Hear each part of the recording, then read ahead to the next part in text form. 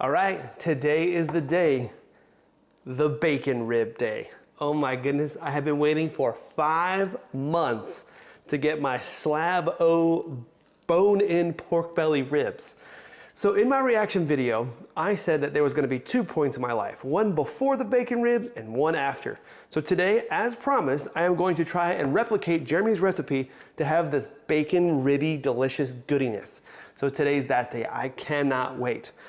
If you see here, in this beautiful slab of ribs, you got your ribs on the bottom, which is your spare ribs, and you have your bacon rib on top. You can see right there where that line would be. Now what that is when you buy a pork belly, that's the top of the rib section, and they cut that off of the spare ribs. So they do that in order to be able to sell it differently and to have 2 cuts of meat, because this is a pretty big cut and you can get more money out of it if you separate the 2 meats. So you've got, again, you've got like the spare rib part down here and what would be the pork belly and or bacon up here, which is really nice. So what we're gonna do today is we are going to make this as a bacon and we're gonna cure it. We're gonna cure it for about 7 days and basically follow step by step the recipe that Jeremy set forth in his video. I'm doing that because his looked amazing and that is enough for me. So whenever I did my reaction video or I saw his video, I immediately went and ordered the ribs, but I had to get on a waiting list. So after all was said and done, it took about 5 months to get the notification that these were ready to buy. So I am thrilled. So to get us started, before we create our cure, what I'm gonna do is I'm gonna take off the silver skin on the bottom, on the rib side, which I don't usually do for ribs anymore, because after speaking with Chud and Joe Yim, they don't do that, especially when you're cooking in volume. So I don't do it often, but I am gonna do it today because I want to be able to get the maximum penetration of the cure into the meat. So I'm gonna remove the silver skin and then I'm gonna cut them into individual ribs and then we'll prepare the cure. So let's start with that, get the silver skin off and get them cut into ribs. Let's do this. Look at that. My goodness, that is a thick boy right there. That's gonna be amazing. I cannot wait to take a chomp right there. So since we're going for the bacon profile, we definitely wanna cure it over about 7 days. We're gonna create the brine in order to do this. Now, I did a lot of pastrami briskets last year, and if one thing I can say is, I don't think I ever let mine brine for too long. So let's get into the brine now. I'll walk you through the steps as I do it, just like Jeremy did in his recipe.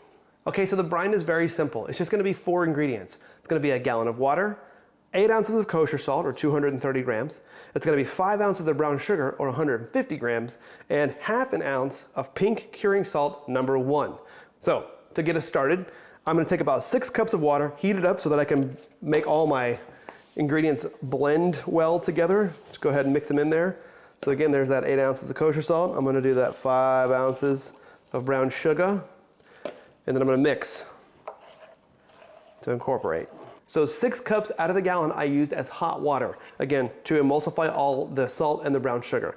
Then I'm gonna get 8 cups of cold water, pour that onto the meat. Then I'm gonna pour this hot, warmer mixture, and then I'm gonna use the last 2 cups of the gallon to dissolve the pink curing salt, and then I'll put that in there and incorporate as well. So let's get going. The ice has since melted, but I assure you, this water is ice cold.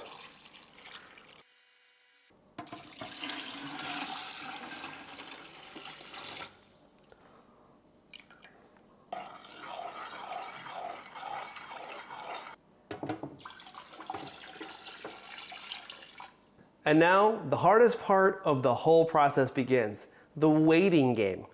I hate waiting on things to brine. I hate it. But it always pays off in the end, like I said. So I am gonna sacrifice the fridge space. I'm going to just deal with it, let it be what it is, and I'll see you guys in exactly 7 days when we'll put these guys on the smoker. Can't wait to see it. All right, it's been a full 7 days. Now, I went ahead and left it in there for the 7 days because I like saltiness, and I find that often too much in barbecue, there's not enough salt penetration.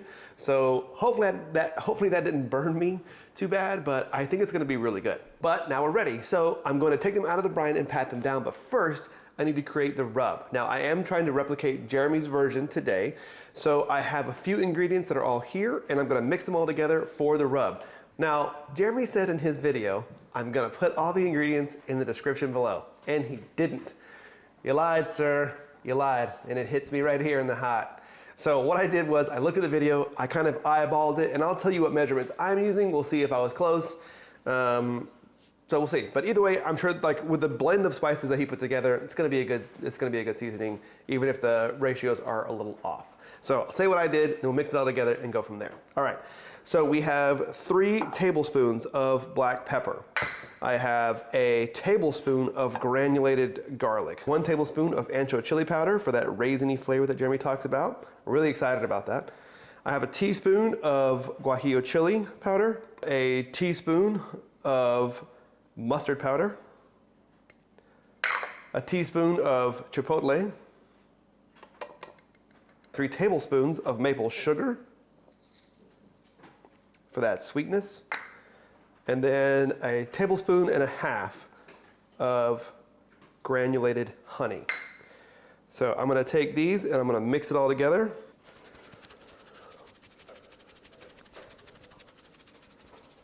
Now that the seasoning is made, let's get the ribs onto the cutting board, pat down dry, and then we'll season them up and get them on the smoker.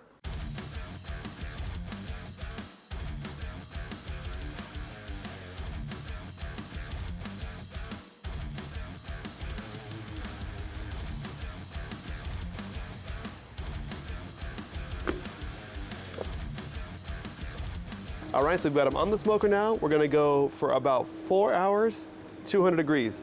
I'm gonna be checking the wood constantly. I really wanna get that smoke profile. It's gonna rain today, I think. It's been raining here in Austin for a while now, so I was gonna use the offset and replicate it like exactly, but with the rain concerns, I wanted to have the cabinet smoker ready to go. So gravity fed strikes again, hell yeah. So it's been about 3.5 hours, rocking at 200 degrees, steady, nice. It's the gravity fed, it holds the temperatures really nice. When I temped them, all the ribs were about 150, 160 degrees. So I went ahead and bumped up the temperature to about 265-ish degrees. I'll be monitoring that, keeping it between 250 and 275 for the next hour or so. I'm gonna check it in about an hour, and then I will pull them, or test them, see what we need to do next. So, since I have a little bit of time before that, I am going to make the bourbon glaze that Jeremy made in the video. So, I got my little bottle here. I've got the syrup going. It's probably good. Okay. I'm using an Oregon Spirit bourbon. I actually love this stuff. It's really good. It's not super expensive, but the bang for buck is really great.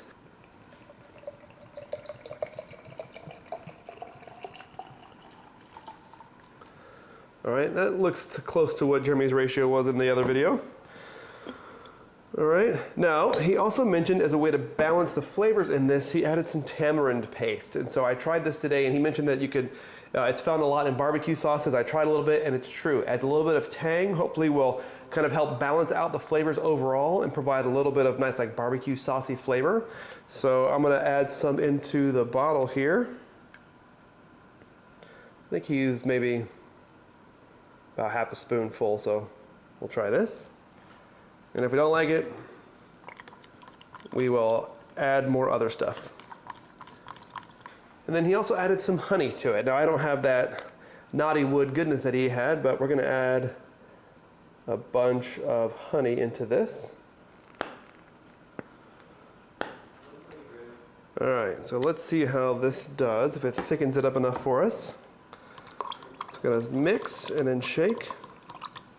Now these bottles have this little like cap here, but they don't ever hold very well. And as Terry Benedict said to Mr. Zerga in Ocean's 11, I just don't trust you. So I'm gonna use my finger to hold it while I shake.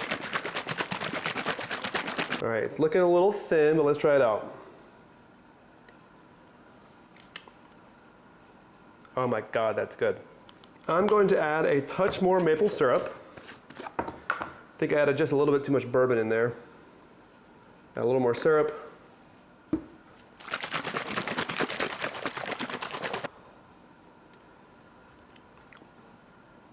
I think just for good measure, I'm gonna add a slight bit more tamarind paste. That's good. Yeah. Now that the glaze is made, we're gonna keep the ribs on the smoker until they get to about 180-ish, 185. Then I'm gonna pull them off, glaze them, wrap them, and see what we need to do. I really wanna get good fat render, so that's why we bumped up the temperature, and we'll see where we're at. So we'll see it in about an hour or two. All right, so I went out about 45 minutes later to see how they were doing, see how we're getting that good fat render. And they all temped at about between 185 and 200. So we're right there on the edge. So these things look and smell great. The fat is just like butter. I mean, it's just so probe tender with a little bit of extra give in it. There's a couple of hard spots on the ribs, like the rib meat, but overall these things are super tender. Can't wait to try them out. So we are going to now glaze these up, and then we're gonna cover them in foil for a little while. Since they're already so far along, I'm not going to like cook them for very long. I'm just gonna like cover them and let them rest. So let's get this going with a little bit of the bourbon glaze.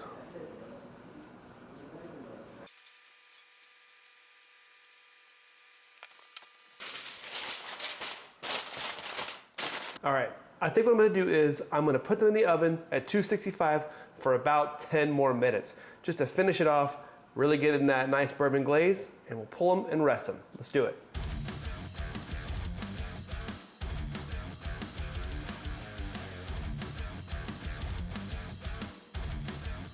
All right, so after I wrapped them, I put them in the oven for like 10 more minutes just to get them to that nice, fat, rendery, maple glaze, bourbon glaze goodness. So then I took it out after about 10 minutes, and then I let it rest for about an hour. Take a look at this guy. Look at that. I can't wait. All right, so here goes the bacon rib bite.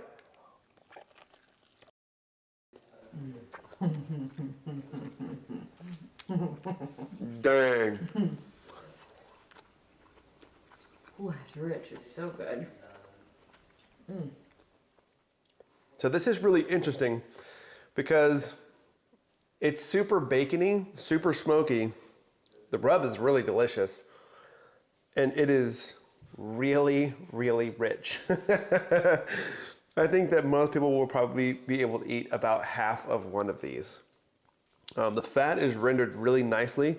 I think I probably could have gone a little bit more even, but you can't just try it with one bite. This is so decadent. I think that if I did it again, I probably wouldn't do the glaze. However, it does add a very complex part of the flavor to it. So it kind of adds like that nice sweetness to it, but this is honestly not what I was expecting. It's delicious and I love it, but the flavor profile is not what I was expecting. I don't know what I was expecting. I think I was expecting more of a pork belly pronounced flavor, and it really does have kind of like that bacony goodness. So it's really interesting. So I'm gonna try to take a little bite down here more towards the rib texture and see what that tastes like.